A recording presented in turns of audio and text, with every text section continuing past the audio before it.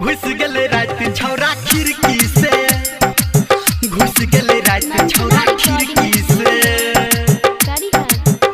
हाँ आंगन में बाबू दुआरे पे मैं रहे दुआरे पे मैं, आंगन में बाबू दुआरे पे मैं रहे दुआरे पे मैं।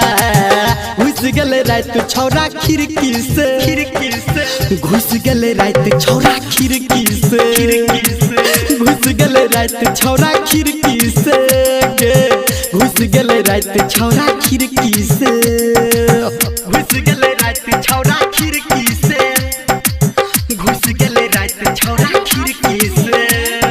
डीजे संजय सम्राट मलिया को। हाँ रहे अनहरिया सुतै के बेरिया, हम रहिए जागल गे, रहे पालन ई छौरा के सबटा, नींद हमर रहे भागल गे, नींद हमर रहे भागल गे। हाँ घर के खिड़की रहे के खुला, चोइठ गेलै छौरा दूध तल्ला, घरक बिलाई केल कही गे काई, अकेल कही गे काई, जब केल कही गे काई। घुस गेले रात छौरा खिड़की से, घुस गेले रात छौरा खिड़की से, घुस गेले रात छौरा खिड़की से, घुस गेले रात छौरा खिड़की से।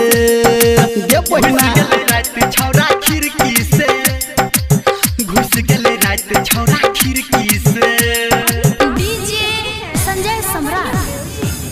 हाँ देह करा थर थर, आँख करा फर फर, सहित गेलो हम बाल में, एने ओनी देख छौरा ढललक बाजा, ललकै चुम्मा गाल में, ललकै चुम्मा गाल में। हाँ धर्मेंद्र के डर न भेले, सीधा हमारा घर घुस गेले।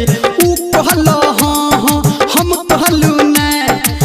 कहलू नहीं सखी हम कहलू नहीं। घुस गेले रात छौरा खिड़की से, घुस गेले रात छौरा खिड़की से, घुस गेले रात छौरा खिड़की से, घुस गेले रात छौरा खिड़की से।